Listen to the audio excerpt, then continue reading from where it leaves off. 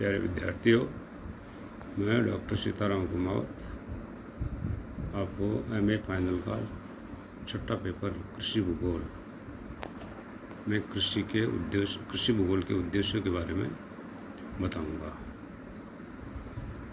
पिछले वाले वीडियो में हमने पढ़ा था कृषि भूगोल की प्रकृति, और इसमें पढ़ेंगे ऑब्जेक्टिव ऑफ एग्रीकल्चर ज्योग्राफी। कृषि भूगोल का मूल उद्देश्य कृषि उत्पादन, कृषि प्रतिरूप, आर्थिक दशाओं, जीवन यापन, ग्रामीण भूदृश्य की विशेषताओं आदि का विश्लेषण करना है। कृषि भूगोल का ये जो उद्देश्य है बड़ा व्यापक है। कृषि भूगोल आर्थिक भूगोल से संबंध है और इसकी विषय वस्तु जो सब्जेक्ट मैटर है बहुत ही व्यापक है और विभिन्न विज्ञानों से जुड़ी हुई है।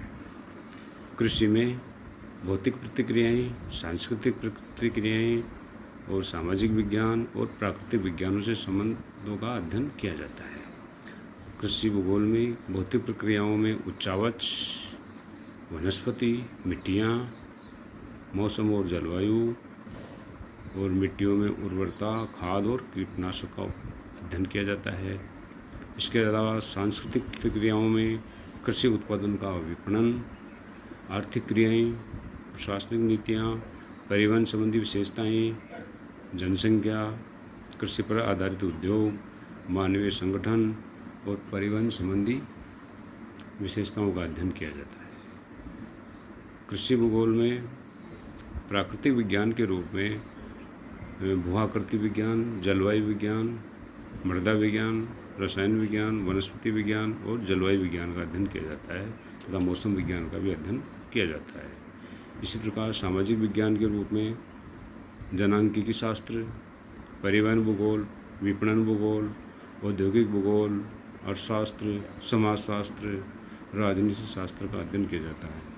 अतः कृषि भूगोल का जो ऑब्जेक्टिव है काफ़ी व्यापक है और इसके जो ऑब्जेक्टिव है वो निम्न प्रकार से हैं। इस प्रकार से इसके जो उद्देश्य हैं वो निम्नवत हैं।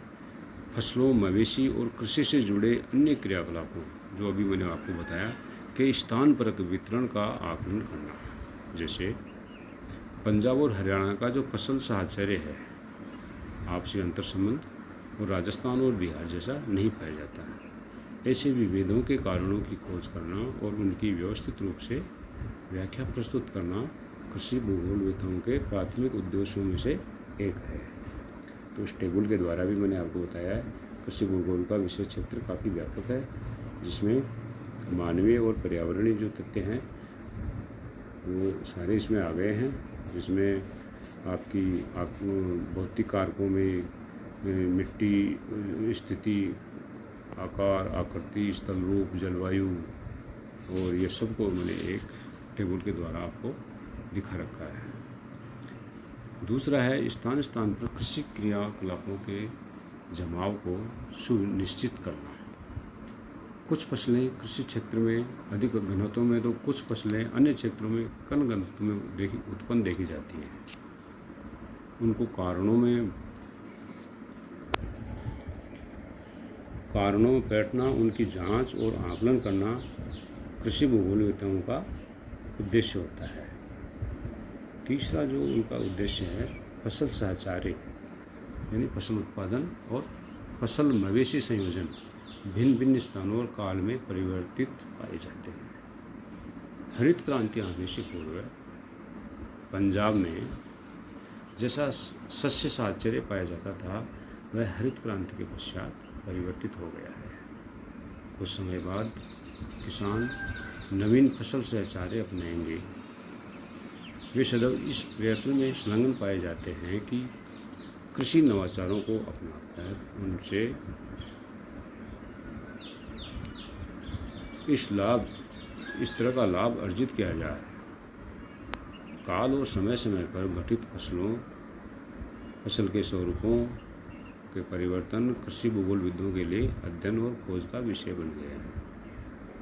जो चौथा जो इसका उद्देश्य है, देश अथवा प्रदेश में सर्वत्र फसलों का उत्पादन और उनकी उपलब्धि आदि समान मात्रा में नहीं पाई जाती। जैसे कृषि क्रियाकलापों में कुछ क्षेत्र अन्य क्षेत्रों की तुलना में अधिक अच्छा परिणाम देते हैं। क्योंकि कुछ क्षेत्र कृषि उत्पादकता में पिछड़े हुए रहे हैं। इसके कारणों की खोज करना पिछड़े हुए क्षेत्रों की कृषि भूगोलवेत्ताओं का उद्देश्य है। कृषि भूगोल का 5वां जो उद्देश्य है, लघु स्तर पर जैसे घर और खेत स्तर पर कृषि संबंधी पिछड़ी दशाओं के उत्तरदायी कारणों का पता लगाना और उत्पादकता वृद्धि के उपाय और रणनीति निर्धारित करना। इस प्रकार से ये कृषि भूगोल का एक उद्देश्य है।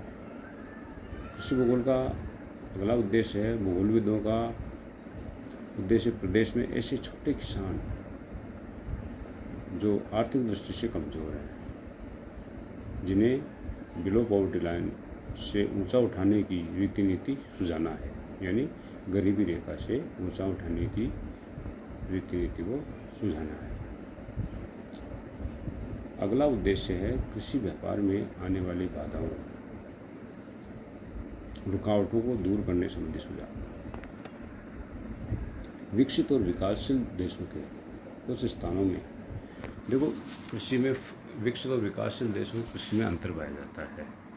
तो इन देशों के कुछ स्थानों में कृषि व्यापार का स्वरूप ले चुकी है।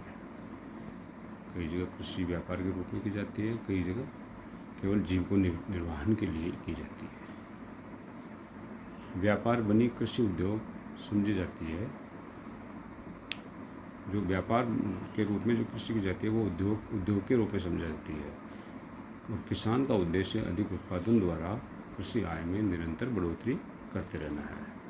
अतः भूगोलविदों का ये प्रयास भी होना चाहिए कि कृषि को व्यापार स्तर तक पहुंचाने के लिए आने वाली बाधाओं, रुकावटों की खोज कर उनको दूर करने के उपाय भी सुझाएं।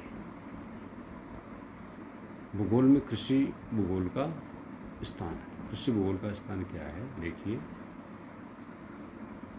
भूगोल को अपन प्राकृतिक भूगोल और मानव भूगोल दो भागों में बांट सकते हैं।